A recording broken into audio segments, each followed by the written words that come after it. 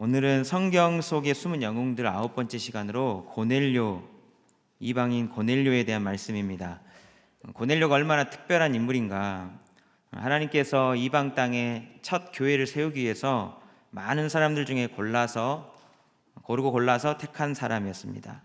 이방인 고넬료의 집에 사도 베드로가 직접 찾아가서 복음을 전하게 된 그런 아주 특별한 사람이었습니다. 이렇게 된 것이 절대 쉬운 일이 아니었습니다. 왜냐하면 당시 유대인 그리스도인도 이방인과 상종하지 않았고요. 또한 그것이 유대인의 법이고 관습이었습니다. 구원도 유대인 안에게만 머물 것이라고 생각하고 있었습니다. 왜냐하면 레위기 율법의 말씀 따라 부정한 음식을 먹고 부정한 생활을 하는 그들에게 구원이 있을 거라고는 생각하지 못했기 때문이었습니다. 베드로의 생각도 마찬가지였습니다.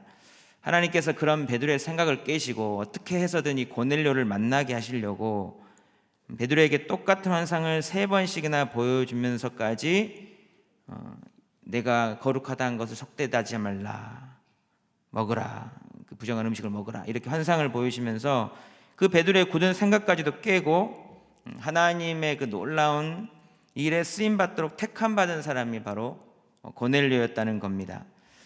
오늘 베드로가 고넬료의 집에 이렇게 방문 후에 또 어떤 일이 일어났는지도 보면 참 놀랍습니다. 베드로가 전한 말씀을 듣고 그 이방인 고넬료의 집에 강한 성령의 역사가 나타나게 됩니다. 그리고 그 집의 모든 사람이 세례를 또한 받게 됩니다. 그 모든 성령이 임하고 세례를 받게 되는 과정이 실은 엄청나게 파격적인 일입니다.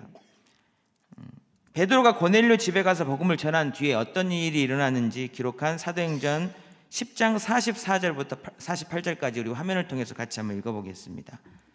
시작. 베드로가 이 말을 할 때에 성령이 말씀 듣는 모든 사람에게 내려오시니 베드로와 함께 온 할례 받은 신자들이 이방인들에게도 성령 부어주심으로 말미암아 놀라니 이는 방언을 말하며 하나님 높임을 들음이로라. 이에 베드로가 이르되 이 사람들이 우리와 같이 성령을 받았으니 누가 능히 물로 세례를 베풀물 글말이요 하고 명하여 예수 그리스도의 이름으로 세례를 베풀라 하니라. 그들이 베드로에게 며칠 더 머물기를 청하니라. 아멘. 베드로가 가서 고넬료 집에까지 간 것도 기적인데 일단 가서 말씀을 전했는데 예상치 못한 일이 벌어진 거죠. 성령이 거기 말씀 듣는 모든 사람에게 강권적으로 임하셨습니다. 이 광경을 본 유대인들이 이방인에게도 성령이 부어짐을 보고 놀라게 되었다고 했습니다. 쉽게 말하면 그들이 생각지 못한 일, 그럴 것이라고 전혀 생각지 못한 일이 벌어졌다는 겁니다. 그리고 그 성령이 부어지는 것을 보고 드디어 이제 세례를 베푸는데요. 여러분, 이것이 그 당시에는 복음의 이런 역사가 얼마나 파격적이었는가 모릅니다. 왜냐하면 본래는 성령이 먼저가 아니고 세례 받은 다음에 성령이 임하는 것이 어떤 정해진 순서 같은 것이었습니다. 여러분 잘 아시다시피 사도행전 2장에 오순절 성령 강림 설교 때 베드로가 말씀 전한 끝에 이런 중요한 선포를 했거든요. 그거 같이 한번 읽어보겠습니다. 사도행전 2장 38절 시작. 베드로가 이르되 너희가 회개하여 각각 예수 그리스도의 이름으로 세례를 받고 죄사함을 받으라. 그리하면 성령의 선물을 받으리니.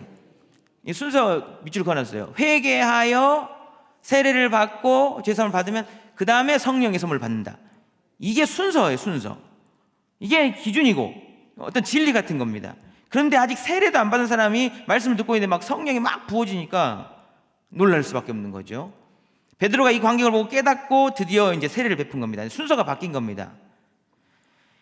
이 모든 인간의 생각을 깨고 이방인들에게도 복음의 문이 활짝 열리게 된 이 성령의 역사가 이 고넬료라는 한 사람을 통해서 시작되게 되었다는 겁니다. 어찌 보면 성경이 이걸 기록한 것은요, 기독교 역사상 이것이 계속 기억되고 또 언급돼야 될 놀라운 축복의 일이 어떻게 이루어졌는지 이 한 사람을 통해서 그 축복의 통로가 된 복음의 도구로 쓰임받게 된 사람이 바로 이방인 고넬료였다는 겁니다. 사랑하는 여러분, 맞죠? 우리가 뭐 공식을 따지겠습니까? 하나님께서 하신다면 막을 수 없는 거고 하나님께서 하신다 그러면 어떤 일도 일어날 수 있는 것이지만 중요한 거, 이런 축복의 일이 아무에게나 일어난다는 것이 아니라는 겁니다.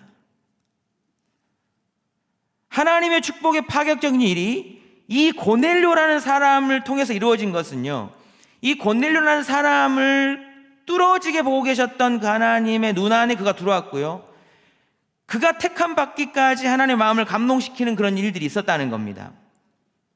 이런 고넬료의 어떤 모습이 하나님을 감동시켰는가? 우리가 오늘 이 말씀 나눔을 통해서 주목해보고 싶은 겁니다. 오늘 본문은 고넬료가 경건한 사람이었다고 말하고 있습니다. 말씀을 통해 하나님을 감동시킨 고넬료의 경건이 무엇이었는지 이 말씀을 통해서 확인해 볼 수 있다는 겁니다. 두 가지를 함께 나누기를 원합니다. 첫 번째로 고넬료가 보여준 경건은 그가 온 집안과 더불어 하나님을 경외하는 사람이었다는 것입니다. 오늘 본문 2절 상반절만 제가 읽어드리겠습니다. 그가 경건하여 온 집안과 더불어 하나님을 경외하며. 하나님 보시는, 하나님을 감동시켰던, 그를 택하게 만든 고넬료의 축복의 모습, 경건은 그의 경외함이었습니다. 혼자만 경외한 것이 아니라 온 집안과 더불어 하나님을 경외했다고 했습니다. 사랑하는 여러분, 하나님을 경외하는 것이 무엇인지 다 아시죠? 하나님을 공경하고 두려워한다는 것이죠. 어떤 사람이 하나님을 두려워하며 매사에 공경하며 살 수가 있겠습니까? 일단은 하나님이 누구이신지를, 어떤 분이신지를 알아야 됩니다. 그의 전능하심, 그의 능력, 그의 신실하심, 이런 것들을 알고 있어야지 아는 만큼 공경하게 될 겁니다. 또 하나, 그 하나님을 의식해야지 공경할 수가 있습니다. 하나님의 능력을 알아도 지금 하나님이 나를 쳐다보고 있다, 하나님이 지금 나를 보고 있다, 이런 것을 느끼고 있어야지, 의식해야지 경외할 수가 있는 거죠. 은밀한 곳에서 하나님이 싫어하신 일을, 미워하신 일을 마음대로 하게 되는 사람, 어떻게 마음대로 할 수 있는가? 하나님을 의식하지 않는 겁니다. 뭐가 뭔지 모르기 때문에, 하나님을 잘 모르거나 하나님을 의식하지 않기 때문에 그냥 그게 하나님 앞에서 얼마나 나쁜 일인지도 모르고 용감하게 행하는 것입니다. 동시에 하나님을 공경하는 사람, 경외하는 사람 어떤 사람일까요? 일단 그의 입에서 말이 뚝 떨어지면은 군말 없이 그냥 순종하는 사람입니다. 하나님을 경외하는 사람은 그의 말씀에 순종하는 사람. 이것이 하나님이 좋아하실 일이다, 분명 기뻐하실 일이다, 이건 하나님의 말씀이다. 내 머릿속으로는 좀 어려워 보이고 당장 손해가 보이는 것 같다 할지라도 그것이 결국 나에게 복이 될 것이다, 하나님이 좋아하시는 일이기 때문에 그런 것을 믿는 사람이 하나님 말씀에 순종하고 하나님을 또 공경하는 것이죠. 하나님을 경외한다는 것은 어떤 사변이나 어떤 개념 같은 것이 아닙니다. 지금도 살아 역사하셔서 나를 주목하고 계시는 그 하나님이 전능하심을 믿고 그 하나님을 의식하면서 매사에 하나님 앞에서 행하는 것, 그것이 하나님을 경외하는 것입니다. 고넬료가 바로 그런 사람이었다는 것이죠. 그런데 여기서 더할 것은 그는 혼자만이 아니라 온 집안과 더불어 하나님을 경외했다고 말씀하고 있습니다. 사랑하는 여러분, 우리가 정말 사랑하는 사람이 있고요, 또 우리 가족이 있어요. 근데 그 잘되는 축복이 하나님을 경외하는 것에서부터 온다는 것을 내가 확실히 알고 믿고 있다면 내가 어떻게 행동하겠습니까? 어떻게 해서든 나 혼자만이 아니라 온 가족이 하나님을 경외하도록 하기 위해서 최선을 다할 수 있지 않겠습니까? 하나님 앞에서 행동 하나하나 또 신경 쓰기도 하고, 내가 하나님을 경외하는 그런 높이는 의식하고 사는 그런 모습을 또 자녀들에게도 보여주고, 혹 우리 가족 사이에 하나님이 싫어하시는 모습이 보인다면 그걸 훈계하고 경계하고, 또 어떻게든 하나님의 말씀에 순종하도록 독려하고 힘을 합하고, 매사에 하나님 우선주의, 하나님을 의식하는 모습을 보이지 않겠습니까? 이 성경의 짧은 한마디지만 고넬료가 바로 그런 사람이었다는 겁니다. 경건하여 온 집안과 더불어 하나님을 경외했다. 오늘 3절에 보니까 하나님의 사자가 환상 중에 고넬료에게 찾아옵니다. 3절에 보면 이렇게 기록되어 있어요. 어느 날 9시쯤 환상 중에 밝히 보였다.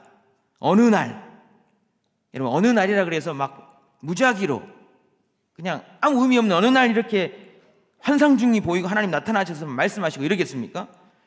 그렇지 않습니다. 매사에 하나님을 의식하고 경외하며 살아온 그 순간에 어느 날에 하나님이 고넬료를 주목하고 계셨다가 언제 복 줄까? 이 친구 얼마나 내가 모습이 좋은데 내가 이 친구에게 언제 복 줄까? 축복할까? 이런 것을 생각하고 계시다가 그 중요한 순간에 찾아와 만나주신 것입니다. 사랑하는 여러분, 우리가 믿음 생활하면서 꼭 기억해야 할 것이 있습니다.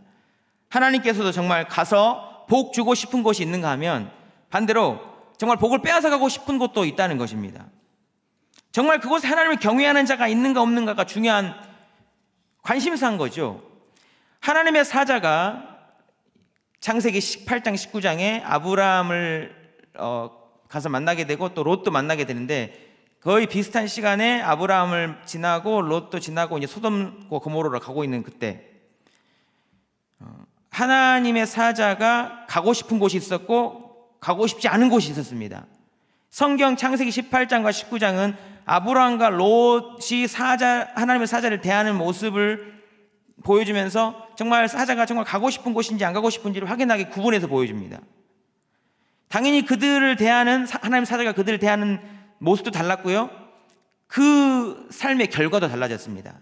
제가 표를 하나 준비해 왔는데 이 표를 보시면서 한번 비교해 보도록 하겠습니다. 왼쪽에는 아브라함 창세기 18장 1절부터 5절이고요 오른쪽은 롯 19장 1절부터 3절입니다. 1절에 보시면, 왼쪽에 1절에 보시면 날이 뜨거울 때에 그가 장막문에 앉았다가, 그러니까 아브라함이 날이 뜨거울 때 앉아 있었다. 대낮입니다. 분위기가 밝아요. 환해요. 근데 오른쪽에 보면은 롯은 저녁 때에 두 천사가 소돔성에 이르니 마침 롯이 소돔 성문에 앉아 있다가, 내용이 그렇습니다.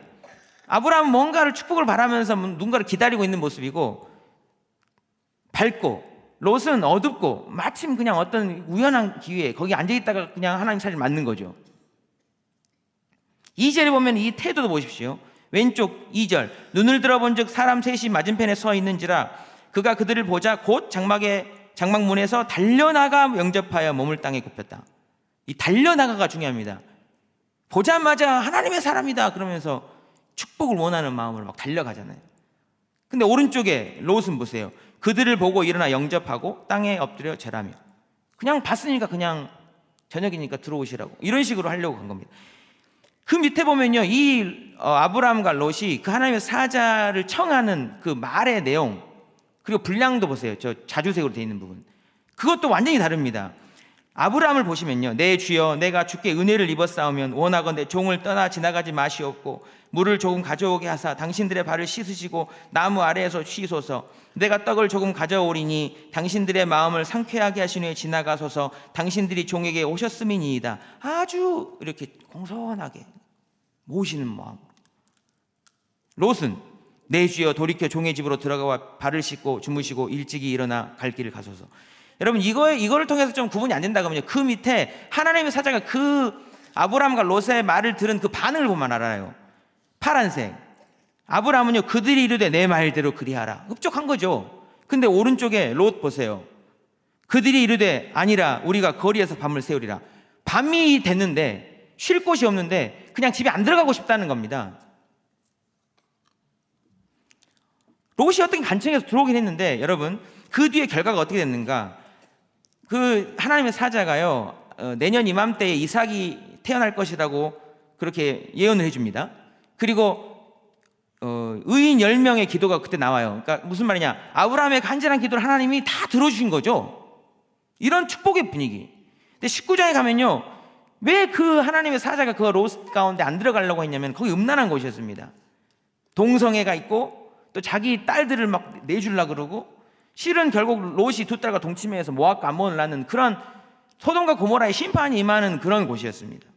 사랑하는 여러분, 이것을 통해 무엇을 알 수 있는가? 하나님이 복주로 가고 싶은 곳이 있는가 하면 그렇지 않은 곳도 있다는 겁니다. 정말 하나님을 경외하는가? 하나님을 의식하는가? 그렇지 않은가? 하나님이 다 아신다는 거예요. 1년 뒤에 여러분, 이삭이 그대로 태어났습니다. 그리고 이삭 후에 바치라는 그런 하나님 테스트도 있었죠. 창세기 22장에. 그때 창세기 22장 12절에 이런 말씀이 기록되어 있습니다. 이게 하나님의 마음입니다. 우리 같이 한번 읽어보시겠습니다. 시작. 사자가 이르시되 그 아이에게 내 손을 대지 말라. 그에게 아무 일도 하지 말라. 내가 내 아들 내 독자까지 아끼지 아니하였으니 내가 이제야 내가 하나님을 경외한 줄을 아노라. 내가 이제야 내가 하나님을 경외하는 줄 아노라. 무슨 말이에요? 하나님은 누가 나를 경외하는지, 어떤 사람이 나를 경외하는 자인지를 특히 아브라함의 모습을 살펴보고 계셨다는 겁니다. 역대하 16장에 보면 아사 왕의 이야기가 나옵니다. 하나님을 경외하며 의식하며 승승장구했던 아사 왕이 말년에 교만해졌습니다. 하나님을 의식하고 의지하지 않아도 잘 되리라는 그런 착각 속에 빠졌습니다. 그때 하나님은 그걸 깨시려고 선지자 하나니를 보내서 깨닫게 하려고 이런 말씀을 하십니다. 역대하 16장 9절 말씀도 우리 같이 한번 읽어보겠습니다. 시작. 여호와의 눈은 온 땅을 두루 감찰하사 전심으로 자기에게 향하는 자들을 위하여 능력을 베푸시나니 이 일은 왕이 망령되이 행하였은즉 이후부터는 왕에게 전쟁이 있으리다. 아멘. 결국 아사 왕은 이 말 안 듣고요, 이 왕의 선견자를 옥에 가두고 결국은 말년에 발에 병이 들어서 위독했으면서도 하나님께 구하지 않았습니다. 끝까지 교만을 버리지 않았는데, 중요한 건 이 선견자 하나니를 통해서 하신 이 말씀, 성경은 이거를 우리에게 반면교사 삼으라고 보여주신 말씀이지만 이 말씀이 진리입니다. 뭐라고 했어요? 하나님의 눈은 온 땅을 두루 감찰하사 전심으로 자기에게 향하는 자들을 향하여 능력을 베푸신다. 하나님은 자신을 경외하고 의식하는 자에게 능력을 주시려고, 은혜를 주시려고 두루두루 살피고 계신다는 것입니다. 사랑하는 여러분, 저와 여러분이 하나님을 온전히 경외하는 그런 경건의 모습이 있기를 주님의 이름으로 축복합니다. 하나님이 정말 내 심령 가운데 와주고 싶은 분, 하나님께서 오셔서 복주고 싶은 그런 하나님을 경외하는 사람, 그런 모습이 저와 여러분 가운데 있게 되기를 주님의 이름으로 축복합니다. 하나님 앞에서 사람이 보든 안 보든 그렇게 신실하게 경외하며 믿음으로 살 때에, 중요한 때 오늘 본문의 고넬료와 같이 하나님의 선한 음성이 들려지고 하나님의 선한 뜻이 이루어지는 그런 귀한 축복의 통로로 저와 여러분을 사용하여 주실 줄로 믿습니다. 두 번째로 하나님께서 주목하시고 하나님께서 와서 복주고 싶은 그런 고넬료가 보여준 경건의 모습은 어떤 모습인가? 2절 하반절 말씀 우리 같이 한번 읽어보겠습니다. 시작. 그가 경건하여 온 지방과 더불어 하나님을 경외하며 백성을 많이 구제하고 하나님께 항상 기도하더니, 백성을 많이 구제하고 하나님께 항상 기도했더라. 이것이 하나님 보시기에 경건한 모습이었고 하나님의 마음에 쏙 드셨다는 겁니다. 하나님의 사자가 고넬료에게 전한 말씀 4절을 보시면요, 이런 고넬료의 경건과 구제가 어떤 결과를 가졌는지를 기록해 주고 있습니다. 4절을 같이 한번 읽어보겠습니다. 고넬료가 주목하여 보고 두려워하여 이르되 주여 무슨 일이니이까? 천사가 이르되 내 기도와 구제가 하나님 앞에 상달되어 기억하신 바가 되었으니. 정확하게 기록하고 있어요. 내 기도와 구제가 하나님 앞에 상달되었다. 하나님이 그것을 주목하고 계셨고 그 구제와 기도가 하나님께 상달되었고 그것을 기억하시고 아주 중요한 때에 고넬료에게 그런 축복을 주셨다는 거예요. 사랑하는 여러분, 신앙에 많은 경건한 모습들이 분명히 있을 겁니다. 그런데 오늘 본문에서 특히 이 고넬료의 구제와 기도를 이야기하는 이유가 무엇일까요? 왜 구제와 기도를 이야기하면서 하나님의 마음을 감동시킬 만한 모습이었다라고 이야기할까요? 이 구제와 기도는요, 하나님 입장에서 너무 중요한 겁니다. 왜냐하면 이 구제와 기도를 통해서 하나님의 구원의 은혜가 이 땅 가운데 이루어지게 만드는, 어떻게 보면 십자가의 두 축과 같기 때문입니다. 사전에서 구원과 구제를 찾아보면 둘이 한 글자도 틀리지 않게 똑같이 이렇게 기록되어 있습니다. 구제, 구원 똑같이 어려움이나 위험에 빠진 사람을 돕거나 구하여 줌. 그러니까 구제와 구원은 상황이 달렸을 수 있지만 내용은 똑같다는 겁니다. 구제는 누군가를 어려움 가운데서 어떤 모양으로든지 구원해 주는 행동이죠. 우리의 구제가 하나님 앞에서 왜 그렇게 주목할 만한 중요한 일이 되냐 하면요, 하나님은 나의 구제의 행동을 통해서 하나님의 구원의 역사를 이루어가는 통로로 많이 사용하시기 때문에 그렇습니다. 이것은 십자가의 수평 가로축이라고 할 수 있습니다. 하나님의 사랑을 나누는 거지요. 그런데 중요한 것은요, 이 구제를 하는 나 자신이 동시에 절대적으로 위로부터 부으시는 구원의 은혜가 필요한 자라는 겁니다. 우리 모두가 예외 없이 위로부터 부어주시는 구원의 은혜, 하나님의 구제의 은혜가 필요한 존재라는 거예요. 영혼의 구원뿐만 아니라 이 땅에서 우리가 할 수 없는 많은 부분에서 하나님 구원이 필요합니다.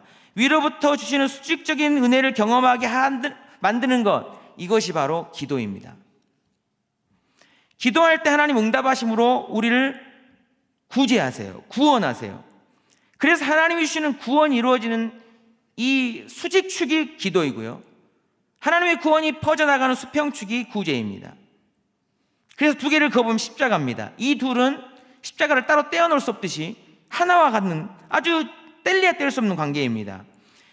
사랑하는 여러분, 우리가 구제라는 걸 생각할 때 어떤 착한 행동, 선한 행동, 누군가를 돕는 행동, 이 정도로 정의하게 되죠. 그렇지 않습니다. 누군가를 향한 구제는요, 하나님 앞에서의 구원이 필요한 나와 하나님의 관계가 연결되어 있는 겁니다. 그렇기 때문에 하나님 앞에서 하나님이 기뻐하시는 구제는 내가 누군가를 어떤 돕는 행위에서 시작할 수가 없는 겁니다.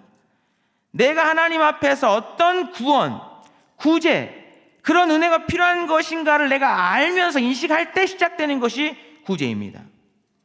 즉, 구원받은 자가 제대로 된 구제를 할 수 있는 거죠. 구원의 은혜를 아는 자가 그렇게 할 수 있다는 겁니다. 하나님은요, 누군가를 구제하는 자의 기도에 응답하면서 그를 구원하시고요, 그의 감동된 자의 구제를 통해서 십자가의 사랑을 이 땅에 나타내십니다. 그렇게 기도하며 구제하기를 기뻐하는 자를 긍휼히 여겨주시고요, 그를 더욱 복되게 하시는 것, 이것이 하나님의 축복의 원리입니다.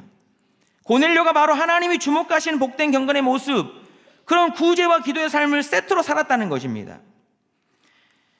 복음서의 마태복음 산상설교 6장에 보면요, 이 구제와 기도가 세트로 나와 있습니다.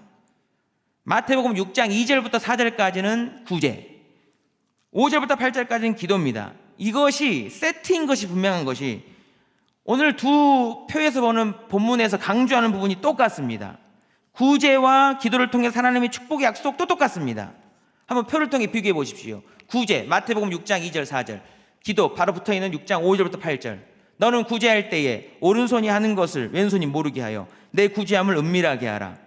기도, 너는 기도할 때에 내 골방에 들어가 문을 닫고 은밀한 중에 계신 내 아버지께 기도하라. 둘 다 은밀하게 하라는 겁니다. 그리고 은밀한 중에 보시는 너희 아버지께서 갚으시리라. 은밀한 중에 보시는 내 아버지께서 갚으시리라. 똑같죠. 하나님께서 은밀한 중에, 그게 기도든 구제든 하나님께서 보고 계시고 갚아주신다는 것입니다. 이게 고넬료에게 보여진 축복이었어요.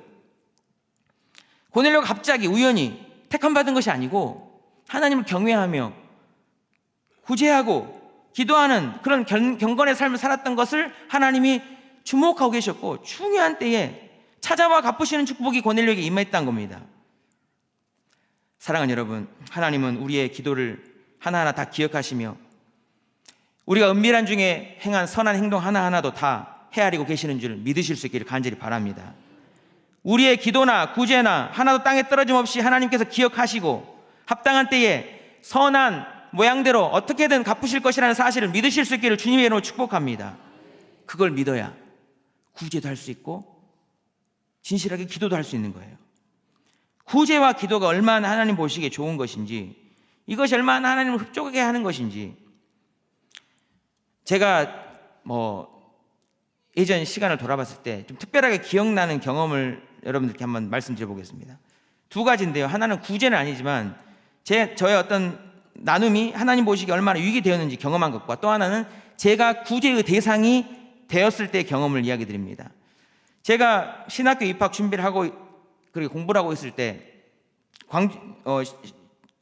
지방에서 이렇게 서울 올라와서 자취생활을 하고 있었죠. 그때 제가 아시는 전도사님 사모님이 출산하신다고 분당 어디 산부인과에 산후조리를 하고 계셨습니다.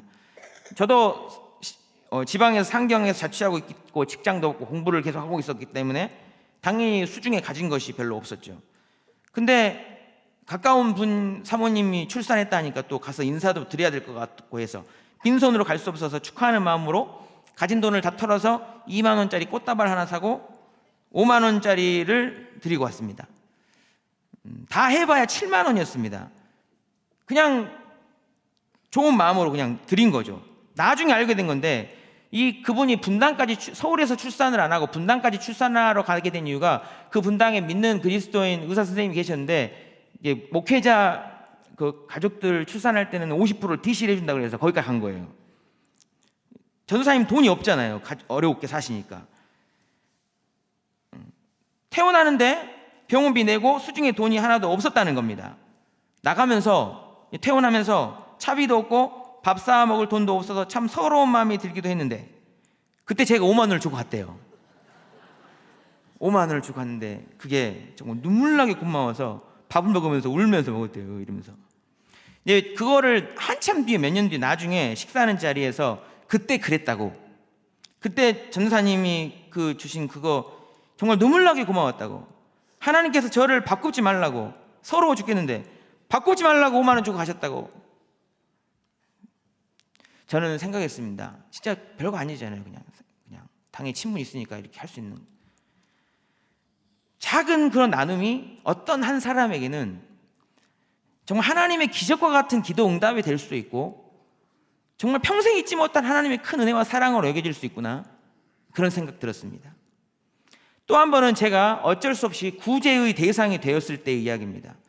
여러분 아시다시피 제 아들 주원이가 소아암으로 투병했을 때 많은 분들께서 기도하고 있다면서 이거 주원이를 위해서 꼭 좀 써달라고 봉투를 주셨어요.